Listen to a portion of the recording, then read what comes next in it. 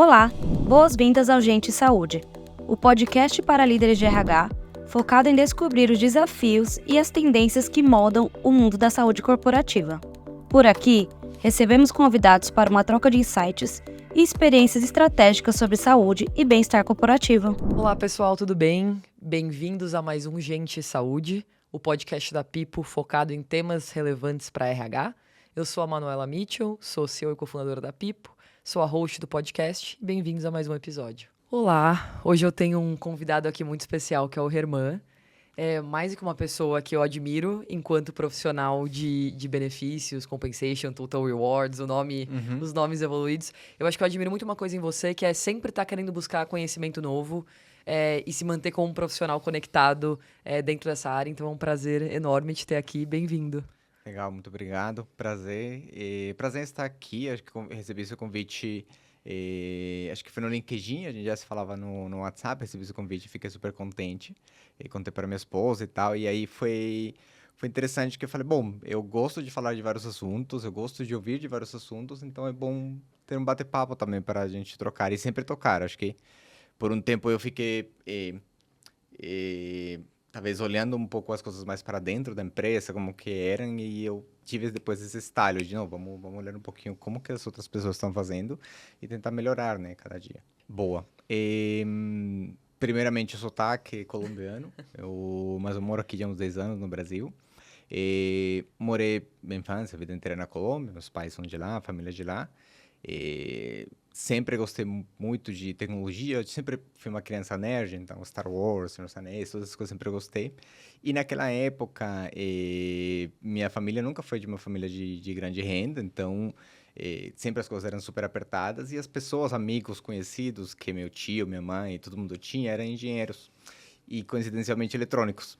Então eu falei, bom, acho que se eu quiser me dar bem na vida, acho que vai ser através da engenharia e através disso. Foi muito engraçado. Aí eu fiz engenharia, me formei em 2011, 2010.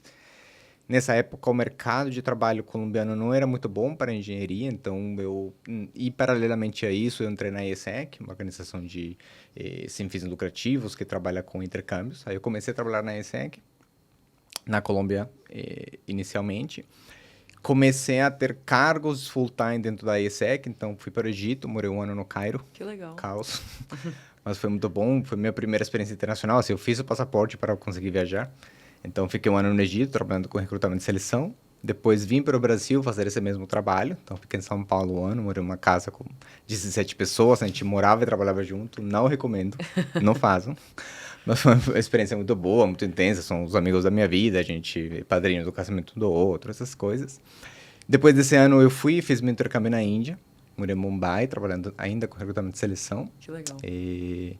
Posteriormente já voltei para o Brasil também para trabalhar com recrutamento e seleção, mas numa consultoria, fazendo programa de trainee. E em 2016 foi quando eu fiz a minha mudança de carreira, que eu fui para trabalhar com remuneração e benefícios. Minha escola foi a Votorantim, indústria consolidada, então aprendi um pouco como são as coisas nesse formato. Posteriormente, queria dar uma mudança em relação a como eram feitas essas coisas. Eu lembro que eu sempre conto essa história. Era o terceiro ano que eu estava na Votorantim e eu abri a planilha de pagamento de bônus, que todo ano pagava bônus. E era a mesma planilha, com as mesmas regras, o meu formato. Eu falei, não, eu preciso fazer algo diferente, sabe? Eu preciso ver outra forma de fazer. Aí mudei para o ramo da tecnologia. Dentro desse ramo da tecnologia eu passei pelo Nubank, pelo Quinto Andar, e hoje estou no Nubank, trabalhando com remuneração e benefícios, e aí fui juntando outras expertises também nessa vontade de aprender e fazer mais. Legal. E outra parte, sou casado com a Thaís, tenho 3 cachorros, moro aqui já há 10 anos, minha família está toda na Colômbia, acho que por aí. Legal. E aí, falando um pouquinho assim, eu tenho falado com várias pessoas aqui, e talvez poucas, na grande maioria, vem de uma cadeira de formação em psicologia, ou às vezes formação em administração. Como você acha que a sua formação de engenheiro, ela molda um pouco do profissional de recursos humanos que você tem se tornado, assim? Ótimo. Eu acredito que dentro da engenharia e quando a gente trabalha com processos e sistemas, acredito que a gente montava, sei lá, tem que montar um relógio, né? Quando a gente fazia os projetos. E aí você montava o relógio não funcionava. Aí você primeiro você dá uma pirada, mas você fala, beleza, vamos dividir os problemas. Ou é o LED que não está funcionando, ou é o circuito que a gente fez, os cabos que não estão funcionando, ou não está chegando energia no negócio, ou vamos olhar parte por parte. Então, acho que essa capacidade de dividir um grande problema ou uma questão um pouco mais etérea entre mini problemas e conseguir acessar a eles de forma mais estruturada e, digamos, de passo a passo, acho que ajudou bastante para resolver problemas. Acho que essa era uma questão muito importante. Tem uma segunda parte de a gente trabalhava muito com, e trabalha ainda muito com, as pessoas estão achando, eu acho, as pessoas estão dizendo, as pessoas estão falando, né? Você está na empresa, as pessoas estão sentindo tal coisa. Aí eu falava, quem? Quando? Como? De que forma? Como que elas estão expressando isso? Onde que eu consigo achar os dados para a gente encontrar isso? Obviamente, dentro do RH, não tudo é número e não tudo é ciência exata, mas onde tiver dado e onde a gente conseguir ter esse olhar um pouco mais específico, ajuda. Então, acho que são 2 pontos. Acho que a primeira parte de analisar dados, encontrar respostas dentro deles, e a segunda de dividir problemas, assim, um por um, senão a gente enlouquece. Então, acho que tem sido diferencial, assim, na forma de endereçar problemas. Legal. E aí, acho que um outro grande tópico que eu queria falar com você, a gente até falou disso bastante já nos bastidores e em outros almoços, é um pouquinho sobre forma de trabalhar, né? E um pouco da sua posição de líder. Então, por forma de trabalhar, estou falando de presencial, remoto versus híbrido. Tá.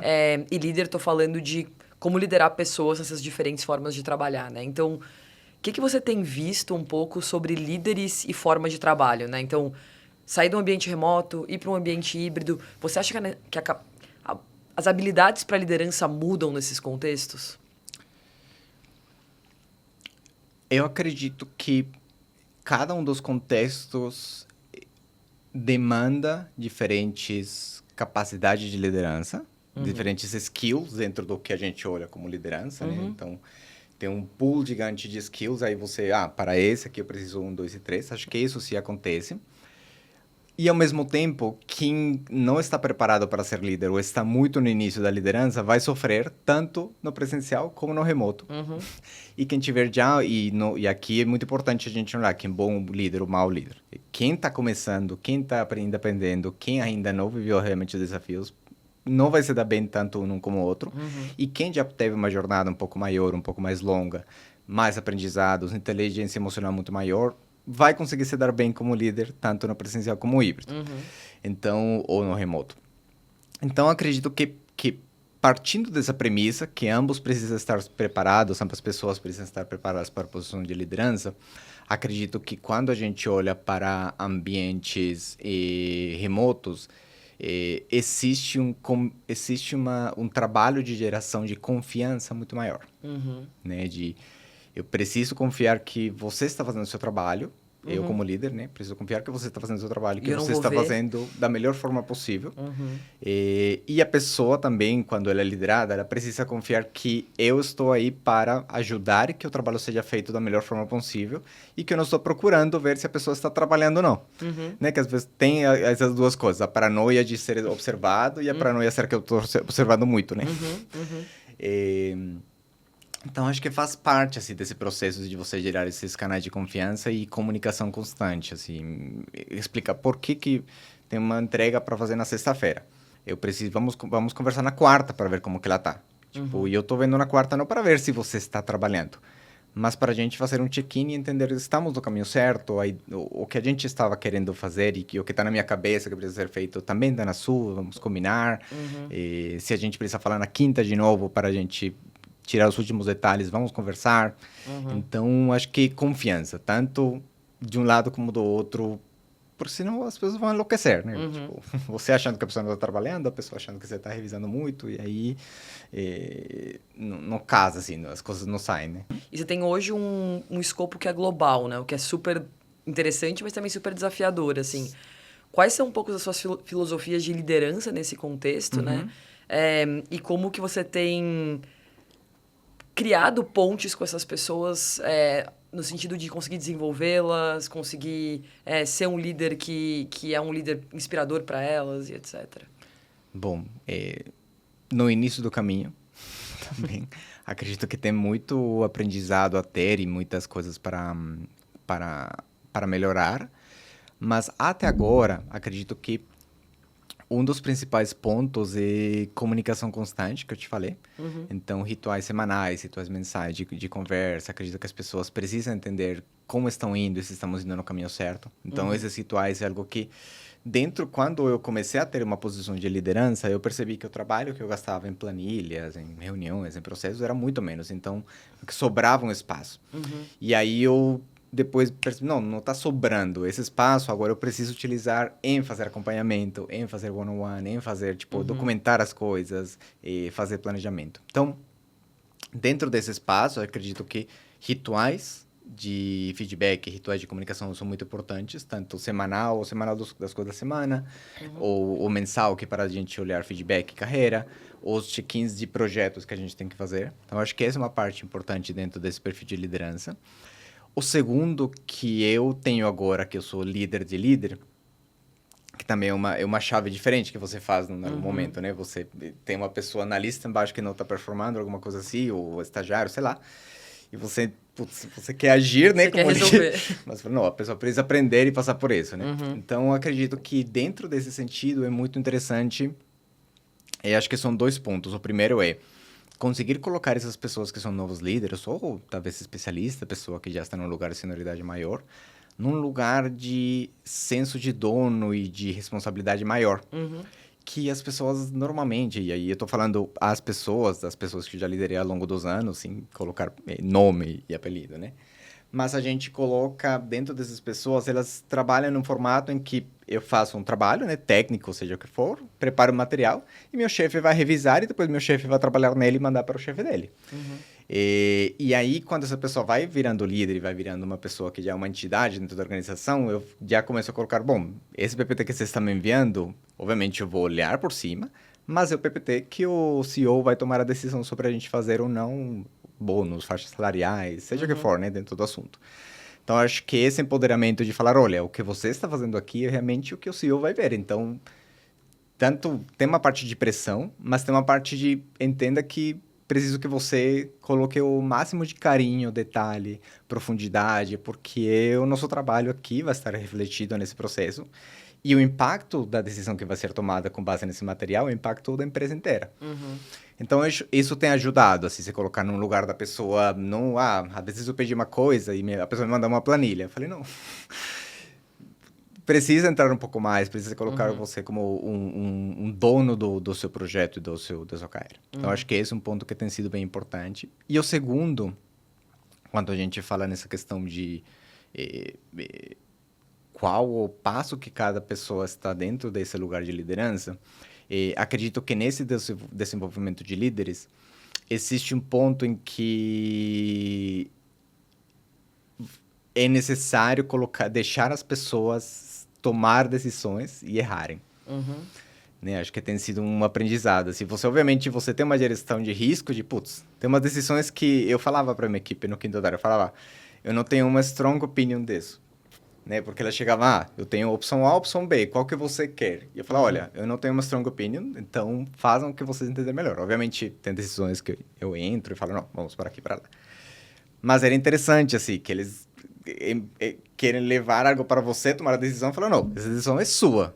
Você vai me trazer sua decisão, vai me falar por que você quer isso, e eu vou estar com você e te acompanhar. Sim.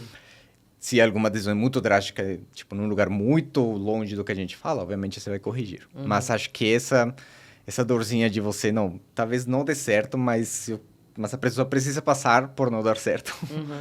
Para aprender e ter esse processo, contratação de pessoas, tudo. Quero contratar a fulano, não me engano, não. Você me fala se você quer fulano, por quê? E se a gente seguir com fulano, beleza, estamos juntos. E se não der certo, a gente vai com outra pessoa. Sim. Então, essa parte de deixar as pessoas tomarem decisão quando estão num lugar mais elevado de liderança e, deixar errar. Deu errado. Beleza, deu errado. Faz parte. No presencial, é muito mais fácil você criar mecanismo de supervisão. Então, assim, tô no presencial, tô te vendo todo dia do lado da minha mesa. Eu meio que passo o olho, vejo o que você está fazendo, eu vejo as reuniões que você participa, eu meio que sei se você está fazendo ou não. Sim. E eu acho que tem uma coisa que a pandemia fez, independente do regime que as pessoas adotem, as empresas, né, adotem na volta, se é híbrido, se é presencial de novo, que é ela criou um músculo de intencionalidade nos líderes. Que assim, eu preciso ter um ritual intencional, eu preciso ter um checkpoint, eu preciso ter uma gestão de projeto melhor. Sim. Que eu acho que isso ficou meio que marcado como que você precisa ter. E aí tem pessoas que estão se desenvolvendo, não são habilidades triviais de se desenvolver, tem pessoas que são muito boas nisso, podem desenvolver outras. Mas eu acho que isso é uma coisa que ficou da pandemia como meio que um bom legado para a liderança, que é você precisa ter essa certa intencionalidade ao liderar. Né? Sim. E aí eu acho que esse é um negócio muito interessante da sua fala. E aí outro ponto que eu gosto muito também dela é essa questão de fazer o time estar meio que empoderado em relação às decisões. Sim. Porque, por exemplo, eu sou uma líder, e sou uma pessoa, independente de ser uma líder ou não, Sim. que eu sou muito fazedora. E eu tenho muito prazer em fazer.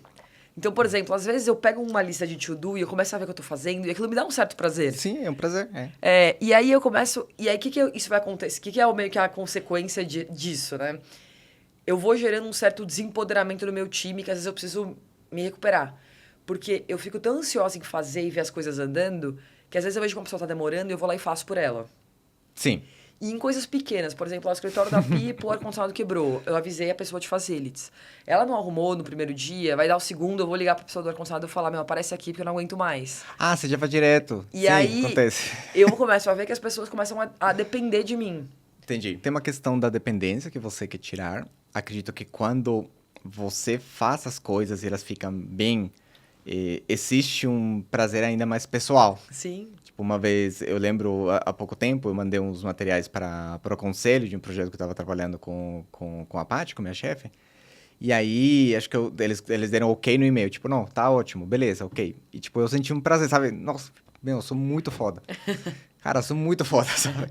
Mas aí depois eu falei, putz, mas seria muito legal se isso tivesse sido feito pela minha equipe, sabe? Eu toquei individualmente isso, obviamente a equipe tá mais carregada e tal, mas eu sempre volto umas casas e falo, putz, vai ser muito bom quando isso for feito pela minha equipe e que seja nessa qualidade. Então, tem esse ponto também de você precisa nivelar também. Acho que dentro dos líderes, esse momento que você vai querer entrar na planilha e mexer na planilha. Sim. E isso, quando estava na Votorantim, a gente estava fazendo projeto, a gente fala disso, tipo, tem pessoas que precisam de 20% do seu dia fazendo coisas para gerar uma sensação de que está sendo coisas, tipo, sendo feitas, né, dentro desse processo e esse prazer é necessário também para você seguir com a sua jornada. Então, é interessante, mas é difícil. Muito difícil. Então, eu queria que você contasse um pouquinho da sua experiência, de como tem sido, por exemplo, eu imagino que benefits, compensations, todas as coisas que você toca hoje sejam muito diferentes dentro dos N países que a empresa que você trabalha está inserida. E como é para você um pouco costurar isso, de entender, de conseguir aplicar e de fato colocar na prática diferentes políticas que funcionam? Boa. É um processo que para mim foi dolorido. Então, eu aprendi na dor dentro desse processo. Acredito que, como eu te comentei, minha escola de remuneração foi na Votorantim, onde estava tudo escrito numa política. Então, eu seguia. Depois eu fui para o mundo de tecnologia, em que as coisas andavam muito rápido. E quando eu finalmente sentei numa cadeira em que eu precisava fazer esse processo, né, de adaptação de conhecimento de outros países, eu ainda era muito cabeça dura em relação a como as coisas devem ser feitas tecnicamente. E acredito que seja uma questão que pessoas de remuneração, benefícios, esses temas técnicos têm, né? Não, o certo da Mercer, né? Da Korn Ferry, aquela coisa. Então, para mim, foi muito dolorido esse processo de começar a entender, não, mas tudo isso aqui funciona no Brasil, nessa empresa de tecnologia, dentro desse formato. Lindo. No México, dentro desse formato, dentro desse processo, não vai funcionar assim e eu preciso aprender. Então, acho que até tive um feedback no Nubank uma vez que eu estava querendo ir por um lugar sobre reajustes salariais, né, por mês, e uma pessoa que tinha trabalhado lá por muito tempo falou, não, normalmente funciona assim. E aí eu fui falar com a consultoria e eu não conseguia enxergar, não que eu não conseguia enxergar, mas eu não conseguia ouvir ela como uma pessoa que trabalhou lá por muito tempo e que tinha feito e que estava me falando, gente, é assim. Eu estava, não, mas a Mercer está me falando que não sei o quê. Então, foi dolorido no sentido de que eu aprendi na dor que eu precisava muito mais escutar, aprender e se colocar num lugar de humildade, sabe? Tipo, eu era uma pessoa que tinha uma experiência de remuneração de benefícios no Brasil, Mas no México, em Portugal, na China, eu sou analista júnior de remuneração e benefícios e folha, sabe? Mas júnior, assim, começar do zero. O que as pessoas têm, o que não têm, quais são as pesquisas, o que elas gostam, quais são os benefícios por lei, como que funcionam as leis lá. Então, eu acredito que essa capacidade de você se colocar num lugar de humildade e falar, olha, não conheço nada desse país, não conheço nada da lei, por favor. Tem hoje o ChatGPT que você pergunta, me fale como funciona normalmente as coisas, ele vai te falar. Então, se colocar nesse lugar de humildade de analista júnior, me ensine, acho que foi muito importante. Acredito que essa é uma parte que eu aprendi muito. A segunda parte foi numa questão quando a gente olha para M&As, compra de uma empresa, né? Então, você compra a empresa e aí a empresa tem seus benefícios, sua avaliação de desempenho, seus salários, seus rituais, N de coisas, né?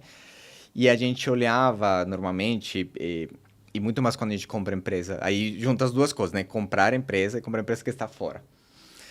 Você olha as coisas e você também vai num lugar, não, o que a gente faz aqui, o que a gente desenhou no nosso avaliação de desempenho é o melhor e esse deles não funciona, então a gente tem que implantar aquele lá. E é uma, não atitude, mas é uma orientação na diretriz meio, respeitando todas as questões da palavra, meio colonizadora, sabe? Tipo, não, vamos colocar nossos processos, nossas coisas, isso que acontece lá é absurdo, como é possível vamos colocar. E falta também esse momento de escutar. Como funciona a avaliação de desempenho de vocês? A gente faz no Excel, a gente faz reuniões com os líderes, funciona, as pessoas que são promovidas são pessoas que todo mundo concorda que deveriam ser promovidas, as pessoas que a gente demite são em consenso também, a gente não precisa avaliar 7 valores com escala, a gente não precisa fazer 1000 calibrações e funciona. Aí essa é a primeira pergunta, funciona? Funciona. Você vê alguma melhoria, alguma coisa do nosso que a gente possa pegar? Talvez se a gente usar o sistema de vocês, talvez ajuda, né? Porque dá um negócio. E talvez alguma orientação de alguma coisa. Então, esse processo de você não se colocar no lugar de que o que você faz é o certo e todo mundo tem que fazer igual, foi muito importante, assim, para a gente conseguir. Tem questões culturais, assim, as pessoas nas empresas da América Latina ainda tem uma questão de hierarquia um pouco mais forte. E, de novo, que funciona. Então, nesse escritório, nessa empresa que a gente comprou, os diretores têm uma sala para eles. Aí, na empresa aqui no Brasil, ninguém tem sala, nem o CEO tem sala. Então, vamos destruir essas salas. Não, gente. Para essa pessoa, ter a sala funciona. Ela consegue ter reuniões privadas com as pessoas da equipe, ela consegue ter uma questão de hierarquia. Quando as reuniões são na sala dele, funciona. Gente, funciona. Sabe? Para eles, ter uma sala... E para a pessoa, né? Ter uma sala é importante. Ele falar para a esposa, para a família que ele tem uma sala, né? Então, esse ponto eu aprendi também na dor. É importante, tudo isso que a gente coloca aqui, que a gente fala, eu sempre comento que eu aprendi na dor, aprendi fazendo errado. E é muito rico quando você vê na seguinte experiência, que você olha, eu não estou mais olhando desse jeito, estou olhando de uma forma mais abrangente e estou falando, beleza, para vocês funciona? Então, vamos tocar assim. Quando não funciona, a gente tenta ajudar a entender. Então, esses olhares de não querer implantar tudo que você tem e dar como certo e se colocar num lugar de humildade são os críticos para mim nesse processo. E você falou de uma outra coisa que eu queria muito perguntar, que é sobre essa questão de M&A. Assim, eu vejo muito no mercado de tecnologia, a gente tá numa tendência de consolidação, né? Sim. Então, várias empresas comprando várias empresas, o capital disponível de investidores está diminuindo, então para empresas sobreviverem vai ter um pouco desse movimento. E quando eu falo com profissionais de RH, essa questão do M&A ela é uma dor em diferentes aspectos, que a gente poderia falar de cultura, mas focando mais na parte de benefícios e remuneração, 90% dos RHs que eu vejo numa situação de M&A vem com aquela frase de eu preciso harmonizar. Sim, a palavra. A palavra é harmonização, né? E aí vem muito desse lugar de, por que você precisa harmonizar? Porque, sei lá, talvez seja mais fácil para mim operacionalmente ter uma só política. Para mim talvez seja mais fácil explicar que eu tenho uma política que é coerente ao invés de eu ter 2 mundos diferentes da minha empresa. Tem sindicato que eu não quero ficar explicando que tem coisas diferentes. Tem muitas razões pelo quais as pessoas querem harmonizar, mas é um desafio real dentro do M&A que vocês passaram e você passou ao longo da sua carreira. Sim. E como você costuma encarar isso? E acho que um outro ponto que eu queria perguntar, mas assim, em relação a prazo. E eu vou contar de uma experiência ruim que eu tive, que aí saiu o aprendizado. Eu lembro uns eventos que eu tô indo mais em eventos e eu lembro quando faço esses painéis, a pessoa pergunta e a pessoa sempre tem a resposta de tudo. Não, Exato. o importante é fazer. E aí eu sempre pergunto, me fala uma coisa que não deu certo. Porque né, parece que tudo é tão fácil, né? A pessoa fala. Então, eu lembro que a gente estava a gente fez a compra de uma empresa. E veio para mim a diretriz, e talvez por uma comunicação, não entendi, para harmonizar mesmo. Desenhei o processo, os novos cargos, como que iam ser os novos cargos das pessoas, os novos salários, os novos benefícios, quanto custava, não sei o que, lindo material já, com não sei o que, entreguei. A pessoa, a liderança, eu não se leva, eu falo, gente, isso aqui é absurdo, tipo, não tem a ver o que vocês estão me propondo, porque a gente fez essa função foi para fazer uma gestão de custo abaixo. Então, eu queria economizar nessa função, não gastar mais. E esse foi um estalo que me deu, assim. É importante entender o contexto do negócio. Tipo, a gente comprou essa empresa para o quê? Né? Qual que é o objetivo? Qual que é a parte do negócio deles que nos interessa, que a gente vai investir? Quais são as pessoas-chave que a gente vai contar? Qual que é a nossa expectativa dessa empresa no longo prazo? Eu comprei essa empresa para pegar um ativo X e daqui a pouco, sei lá, eu pego uma parte do produto, a outra parte eu vendo. E, obviamente, são informações confidenciais, sensíveis. Sim. Mas alguém tem que ter essa informação. Se não é você como analista, seu chefe como coordenador, ou gerente, mas alguém tem que dar algum contexto, né? Então, acho que entender esse contexto de qual que é o objetivo dessa empresa, para que ela foi comprada, quais são os principais pontos de características que a gente vai ter dela, acho que foi muito importante. E daí, acho que parte. Não, essa é uma empresa que a gente vai comprar para o longo prazo. As pessoas lá são todas incríveis, a gente vai colocá-las dentro do quadro, é uma empresa só, não vai existir mais o nome deles, não sei o quê. Aí, beleza, você vai para uma harmonização. Então, você fala, não, beleza, é realmente um ativo, a gente custa.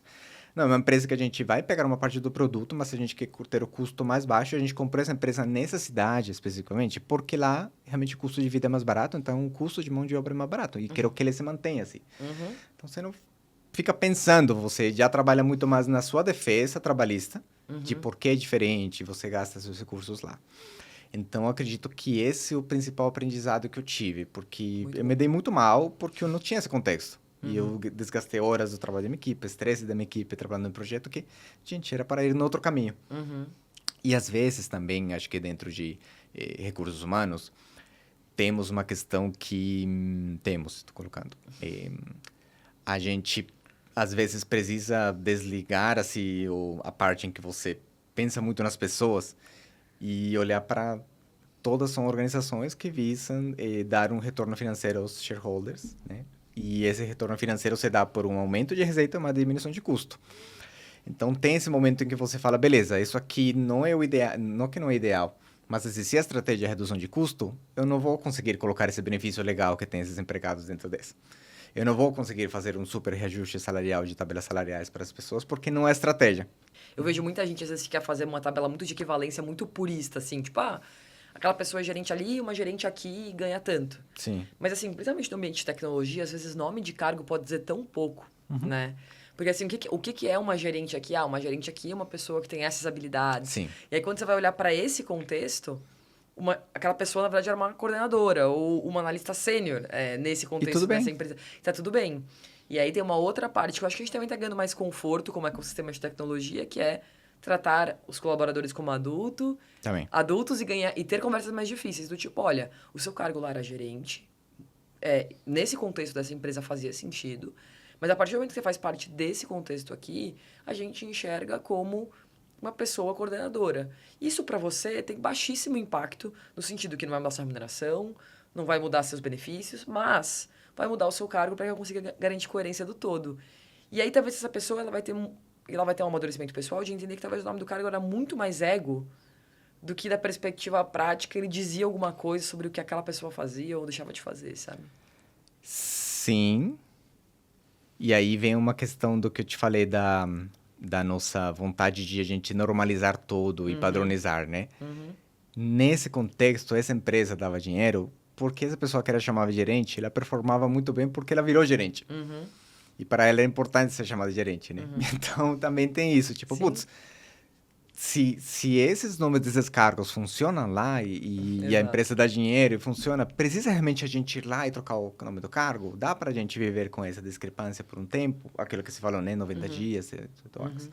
Então, concordo com você, acho que tem essa gestão quando a gente faz esses processos, mas também precisa sempre realmente Mudar. ir lá e mudar, sabe? É a mente da dor. Você quer comprar essa dor da Sim, pessoa, né? sim, ótimo ponto. E aí, acho que um outro ponto que eu queria discutir aqui também é uma coisa que eu particularmente falo bastante sobre e gosto muito de discutir sobre, que é a questão de total compensation. Sim. Né?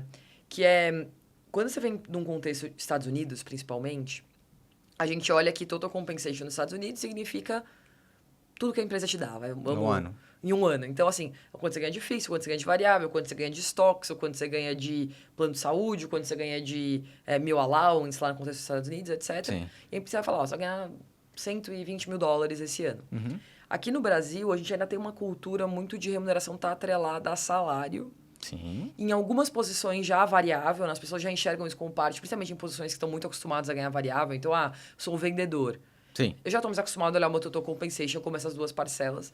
Mas quando a gente fala, talvez, de benefícios, aí eu já acho que tem bem menos gente que está olhando para isso como parte do total compensation de uma maneira mais disciplinada, né? Então, assim, Sim. eu ganho X mil no meu cartão de benefício flexível. Ok. Eu atribuo aquilo como dinheiro que a empresa me dá, ou eu vejo aquilo como uma coisa que a empresa deveria me dar de qualquer jeito? Como dado, né? Granted. Como sim. granted. E a minha visão, e aí o que eu queria botar aqui para discutir, é que eu acho que as pessoas têm uma visão muito mais no Brasil de granted. De, essas coisas aqui, principalmente no que diz respeito a benefício, a empresa tem que me dar meu direito.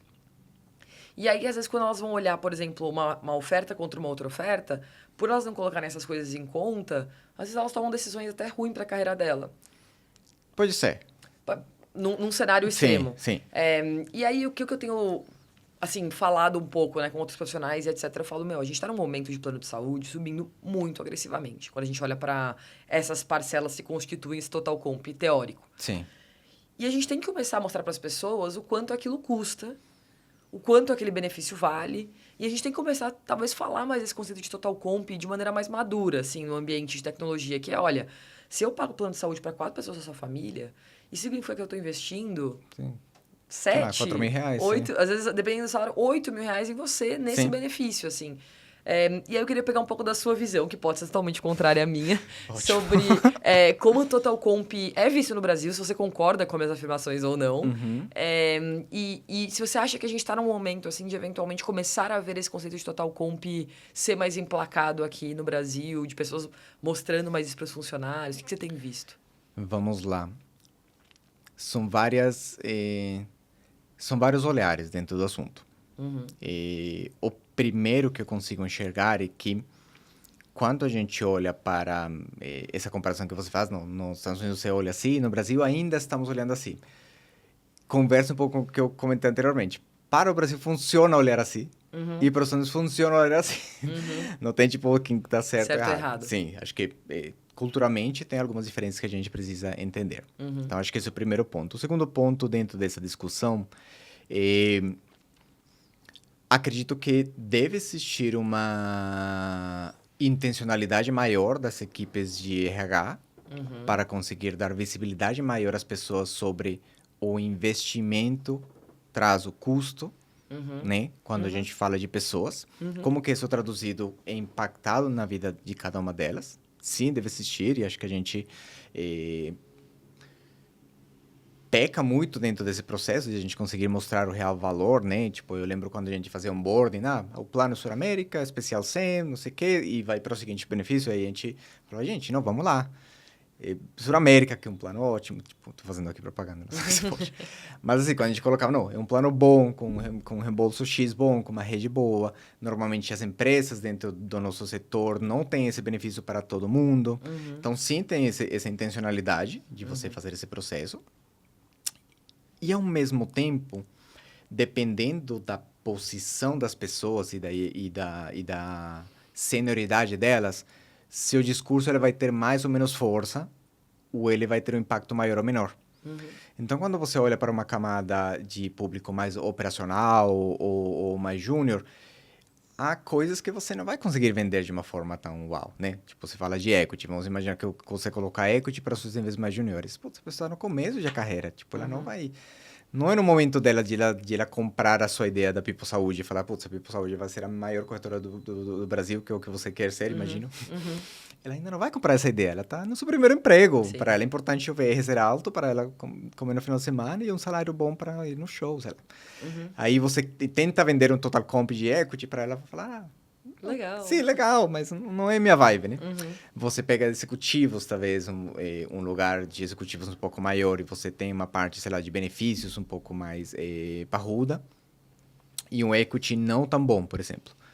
Então, quando isso acontece, também vai ter uma questão de qual que é a prioridade da pessoa dentro desse momento. Então, tem pessoas que o plano de saúde, elas vão valorizar muito dentro desse processo. Então, quando você fala, tem um plano executivo, com todos os dependentes, 5 participação, nessas coisas assim, a pessoa fala, gente, isso aqui nunca vou sair dessa empresa, porque isso para mim é muito importante, né? E você vai gastar horas explicando para ela o equity, igual, né? Os stocks, como que elas vão valorizar, ele fala, gente, tudo bem, eu tô aqui feliz com o plano de saúde, né? Então, trazendo esses exemplos muito para comentar que vai depender do momento das pessoas, e do que é importante para elas dentro desse processo, e não necessariamente tudo que você vai tentar mostrar é atrativo, tanto assim, e você assume que é atrativo, né? Sim. Quando a gente fala de equity, owner, os founders, não, mas a gente está dando um caminhão de equity para a pessoa, ela deve estar muito feliz. Eu falei, putz, talvez para essa pessoa, ela está num momento de carreira que ela quer ficar 2, 3 anos conosco, acelerar sua carreira e realmente entregar muito para a empresa, né, dentro desse tempo, mas o sonho da vida dela é se mudar para Portugal ou voltar para X empresa ou fazer sua vida. Então, ela vai ser importante para a gente, essa pessoa. Ela vai gerar um resultado bom para a gente. A gente vai crescer com ela, mas não é equity que vai fazer a diferença na vida dela, né? Agora, tem outras pessoas que realmente, sim, vamos entender como que a gente vende. Então, a intencionalidade na comunicação do Total Comp, de todas as questões que são compostas, é muito importante, precisa ser feita. Mas a gente não precisa se colocar num lugar de que as pessoas têm que gostar muito de tudo que a gente coloca, sabe? E aí eu queria casar com outro ponto que eu acho que é polêmico. A gente falou de vários pontos polêmicos aqui de compensação e benefícios, que é equity. Sim. E acho que principalmente no mercado de tecnologia, né? Que é uma coisa que as principais pessoas que vão nos ouvir são parte desse mercado de alguma forma. Que a gente tem 2 momentos de equity no Brasil, que é um momento que vai até 2021, que é valuations que sobem. Então, todo mundo que dava valor à equity, vamos assumir que as pessoas, a gente está falando dessas pessoas, as pessoas estão felizes, contentes e saltitantes. Sim. Porque elas veem o potencial patrimônio delas. O histórico era sempre positivo. Era sempre positivo e o potencial patrimônio estava sempre subindo. E aí as pessoas já vão criando até planos, né? Quando eu vender minhas ações, eu vou comprar um carro, vou comprar um sítio, independente do quanto ela ganhou. E a gente tem um outro momento que começa em 2021, 2022, que é valuations ou estagnados ou caindo. Né? Empresas precisando captar valuations abaixo. Então, se você pudesse falar um pouco de como foi sua experiência implantando, né, programas de equity e como tem sido sua experiência nesses cenários, né, de como a gente comunica o valor desse plano, como a gente alinha as pessoas mostrando que isso é longo prazo. Porque eu acho que em algum momento esse longo prazo do equity se perdeu um pouco por um curto prazismo de valuations que subiam muito rápido. Sim. E a gente tem que falar, não, equity é um negócio que talvez em 10 anos aconteça, né? Boa. Então, queria ouvir um pouco da sua percepção desse Ótimo. Dentro desse processo, acho que você colocou super bem os 2 momentos, né, que a gente tem. Só que a T21 também teve empresas que não deram certo. Né? Teve muitas empresas que pegaram investimento que não deu certo a T21. Então, também tinha exemplos negativos dentro do processo. Porém, a maioria foram positivos. Né? Então, gerou esse pensamento das pessoas. O que eu acredito? Eu acho que estou com você numa questão que a força de trabalho de tecnologia, ela fez uma migração das empresas grandes, né? Itaú, dos bancos, fez uma migração, né, para essas empresas de tecnologia, com essa promessa de, se eu entrar agora, eu posso entrar com um salário mais baixo, com benefícios não vou ter os benefícios, não vou perder minha previdência privada, né, aquela coisa, previdência privada, tal, mas eu estou achando que esse negócio aqui vai dar muito certo, e com o que estão me oferecendo de equity, eu vou fazer nesses 5 anos muito mais do que eu faria com meus bônus de previdência privada da empresa. Então, houve essa migração assim forte dentro para esse lugar de tecnologia. E nesse momento de crescimento, era um momento só de alegria. Né? Tipo, eu recebia, ia aumentando, e à medida que ia aumentando, existiam rodadas de investimento, que a pessoa fundos colocavam mais dinheiro, então gerava uma liquidez para as pessoas. Então, as pessoas em 5 anos de empresa tiveram 2 eventos de liquidez, então realmente era muito positivo. Nesse momento que a gente está agora, que é o momento em que a gente vai olhar para o equity da forma como ele é, que é um incentivo de longo prazo atrelado a risco e a crescimento da empresa, a gente vai ter conversas muito difíceis com as pessoas. Acho que esse é o momento que a gente está tendo agora. A gente está tendo conversas em que eu estou te dando equity nesse momento, não tem uma promessa de liquidez, não tem uma promessa de vai ter IPO ou não tem uma promessa de quanto que ela vai valer. Assim, obviamente que você deve ter na sua empresa. Quero que ela valga muito, mas não posso te prometer quando que vai ser. Então, é importante que você esteja comigo dentro dessa jornada e que você faça parte desse crescimento. Então, acho que essa conversa difícil que a gente tem que ter agora, ela é muito importante de entender que isso que estou te dando, não porque fulano lá atrás fez muito dinheiro que você vai fazer. É uma conversa difícil, mas você precisa ter, né? Tipo, se você só vende a parte positiva, só gera frustrações. Então, acho que esse é um ponto. Segundo ponto quando a gente olha para empresas sólidas dentro do mercado brasileiro, que dão lucro para seus acionistas, tudo, essas empresas estão na Bolsa de Valores. E essa Bolsa de Valores, o valor que a gente dá à ação, que é o valor que a gente dá à empresa, né, como valuation, todo dia, uma vez por segundo, esse valor diminui e aumenta ao longo do dia. Né? Quando a gente está na Bolsa de Valores. Tipo, a Itaú, a ação vale, sei lá, 11 reais, depois vale 11,5, depois vale 10,5. Ao longo do dia isso acontece essa avaliação. E a gente precisa colocar para as pessoas que todas as empresas de tecnologia não são diferentes disso. As empresas vão ter momentos bons em que elas vão subir esse valuation, a gente vai entender que ela tem um prospecto de negócio melhor no longo prazo. E vai ter momentos ruins que a gente fala, putz, essa empresa eu não apostaria hoje nessa empresa tanto. Até esses momentos. E acho que dentro desse processo, a gente vai conseguir comunicar para as pessoas com mais frequência e muito melhor como está a valuation da empresa. Né? A gente fala, olha, quando você entrou, valia isso. Hoje está valendo 10% a mais. Por quê? Porque a gente melhorou nossos processos aqui, a gente passou a ter mais receita, a gente comprou a empresa, então isso fez que a empresa valesse mais. Não é por arte ou porque alguém diz, né? Ou quando você comprou, ela estava aqui e hoje estamos, sei lá, na metade, 1/5 disso. Por quê? Perdimos X receita de alguma coisa, nossos custos aumentaram, a concorrência está muito mais forte, sei lá, N motivos. Então, acho que essas conversas elas são muito complicadas, porque a gente tira as pessoas desse sonho que o equity ia ser o que ia dar o patrimônio delas, da vida delas, mas a gente vai acostumando as pessoas que vamos estar nesse momento. Obviamente, a gente vai torcer e vai trabalhar para que quando esteja muito bom, mas mesmo no lugar que estiver muito bom, em algum momento também vai cair. Então, acho que conseguir mostrar para as pessoas por que ele sobe, por que ele baixa, né? Quando a gente fala de valuation, é importante. Conseguir mostrar para as pessoas que não é algo garantido, também é importante. E colocar as pessoas junto, assim. Hoje a empresa tem um faturamento de 100 milhões. E com 100 milhões ela vale 1 bi. Estou falando números aqui, e como que a gente faz para que ela valga assim 5 vezes mais? Então, ela tem que dar 500 milhões. E como que a gente faz 500 milhões? A gente tem que vender X, não sei quantos tickets por dia, assim. É uma questão de você conseguir desmembrar coisas que parecem muito complexas dentro no dia a dia. Hoje a gente vende X produtos por dia, a gente tem que passar a vender 500. Não sai muito daí. Sim. Né? A primeira pergunta é, um profissional que nos ouviu aqui falou, nossa, putz, incrível, eu queria me aprofundar mais dentro dessas temáticas discutidas. Tem um livro que você recomenda? Putz, livro... Pode ser eu vou recomendar outro livro, sim, chama em português deve ser O Poder do Arrependimento, chama The Power of Regret, do Daniel H. Pink. Eu olho muito mais para um olhar de liderança do que para remuneração e benefícios, tá? Tá. E um livro que eu li recentemente e fala muito sobre como que a gente tem vários arrependimentos na nossa vida, né? Tipo, sei lá, não comprei tal coisa quando eu queria, eu deixei escapar tal pessoa, N coisas, eu não fui fazer tal esporte, né? Tem vários de todos esses arrependimentos e mostra como que a gente deve olhar para isso de uma forma positiva. De tipo, putz, se isso não deu certo naquele momento, retome isso e entenda como se você ainda pode atuar sobre isso ou não.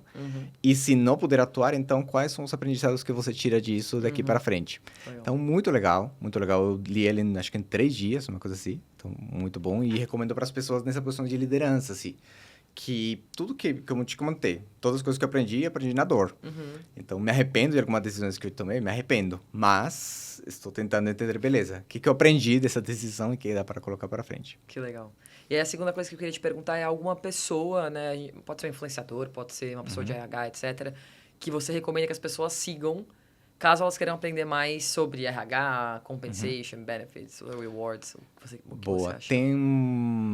Depois eu te passo, você coloca no canal, chama Caitlin Knopp, ela fala bastante sobre remuneração, sobre benefícios.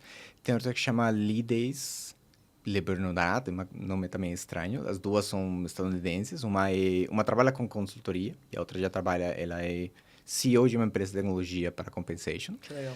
E são vários artigos, assim, tanto que eles pegam dos dados, que eles pegam e fazem estudos, como de pessoa que já trabalhou com várias empresas. Então, depois eu te passo. Legal. Bem legal, tem no LinkedIn, sempre tem artigos novos para ler, coisas interessantes. Que legal. Obrigada, irmã. Queria te agradecer pela presença. Só lembrando, esse podcast vai estar disponível tanto em formato de áudio quanto em formato de vídeo. Além do podcast com o Herman, que está incrível, vão ter vários outros lá que vocês podem escutar. Muito obrigada. A gente acredita muito na Pipo que um pouco da nossa missão é compartilhar informação, conteúdo e fomentar mais um olhar estratégico no que diz respeito a compensation e benefits aqui dentro do Brasil. Então, espero que vocês gostem, sigam a gente e até a próxima, Gente Saúde. Valeu. Obrigada, Herman. Muito obrigado. Imagina.